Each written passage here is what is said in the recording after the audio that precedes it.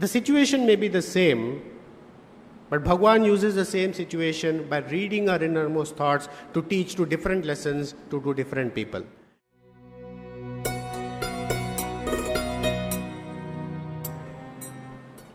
I used to be blessed with a few other students that whenever Chief Minister or a President or somebody comes to Prashant Nilayam, Bhagwan used to bless some of us with the opportunity to go and make sure that they're comfortable. So we had to look after their residence facilities. Anything that person wanted, we had to provide his meals and communication between the gentleman or that lady and the Swami. All things we used to handle basically. This audience may recollect the ex-Prime Minister, Chief Minister of the United States of Andhra Pradesh, at that time the United States of Andhra Pradesh, the late Sri Marri Channa Reddy. He was known to be a very strict disciplinarian, and he had the party firmly in his grasp because he was very strict with those who were working under him. Not to mention, because so much of power was concentrated in him, he had lots of sycophants who would all the time circumambulate him for some kind of a favor or the other, and there was no shortage even in Puttaparthi. They didn't spare even a holy place like Puttaparthi.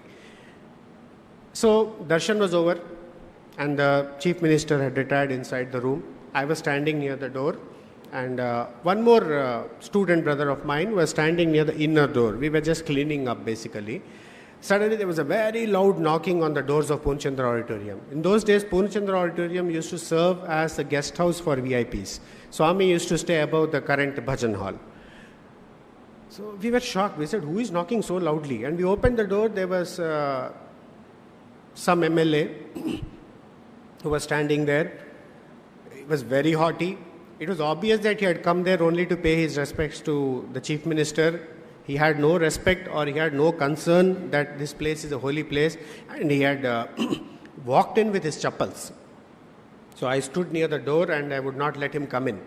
So he said, move aside. Very haughtily he said. I said, sir, you are wearing your chappals. If you don't mind, can you please remove your footwear and then come inside? He said, I'm talking to you. Move aside. He said, and he just brushed me aside like that and he walked in. Very haughty. I ran after him and I said, sir, please give me the chappals. You give me the chappals, I will keep them outside, but you can carry on if it's a problem for you. So please give me the footwear, I will take it and I will put it out. Again, he just ignored me and he walked. Now, this entire incident was being seen by the other brother who was standing near the inner door. He is a very bulky, hefty person, so he didn't budge. He just stood there like that. So this MLA came, bumped into him. Said, move aside. He said, sir, please remove your chappals. He said, I'm talking to you, man. You move aside. I have to meet the Chief Minister. So this time the tone raised of this student also says, will you remove your chappal, sir, or shall I complain to the Chief Minister about your indiscipline? That shook him. Complaint to the Chief Minister means this person's political career is gone. Now that he couldn't risk. So promptly he went back, removed his chappals, came back, and then attended everything. Now neither of us thought it is necessary to share this with anybody. So the next day the VIP had gone, morning bhajans were going on. There was nobody in the portico. In those days, Swami used to spend lots of times in the portico. Maybe about 4 or 5 of us were sitting on the upper portico, and Swami was moving around up and down. And 10 minutes before the bhajans were due to start, this other brother who was with me was a bhajan singer. So he was sitting inside the bhajan hall. I was sitting outside the bhajan hall. So Swami came for darshan, walked up. General Chibbar was sitting on the upper portico. And he asked General Chibbar, how are you, everything? Then he said, Channa Reddy had come, he had gone, he's a very great devotee of Swami. And then all that he explained to General Chibbar, and General Chibbar was nodding. And then suddenly Swami stopped. And he said, Chibbar, something very funny happened there. And General Chibbar was interested. He said, Swami, what happened? He said, some MLA misbehaved, it seems, with our boys. Then he looked at me, I was sitting right next. He said, tell what happened, you tell him. So, these are the moments when you have to really pause. Here is an entity, a phenomena standing in front of me who actually tapped an incident which we did not share with anybody. And here we are thinking that Swami did not know the incident unless I am going to give the details about the incident. So I started. I told this what happened, everything happened, and and ultimately he went away like that, and this is how it ended. And Swami said, but he was a little rash with you, isn't it? Why didn't you tell that? I said, yes, Swami, he was a little rash with me. What did he tell? He said, Swami, he just brushed me aside and he wouldn't want to talk to me and he continued going inside. So what did you do? I said, Swami, I requested him to give me his slippers. I requested him and I offered that, I will keep the slippers there. He can continue going. Then Swami said, see, this is my student. See the humility. They should be so humble always. And then he looked at me and he said, but Bangaru, I'll give you one advice. Every time if you are so soft and silent like this, people will swallow you. You have to be a little rash and you have to stand up and talk brashly once in a while, otherwise you will never get your work done. I said, Swami, I will follow your advice. It didn't end there. Swami went inside the bhajan hall this time. There the other brother who sings bhajans was sitting there. So there some more VIPs were seated, elderly gentlemen were seated, and Swami went, same thing. Chief Minister Channa Reddy came and went recently. Yes, Swami. Those poor people had no idea that the discussion had already taken place outside.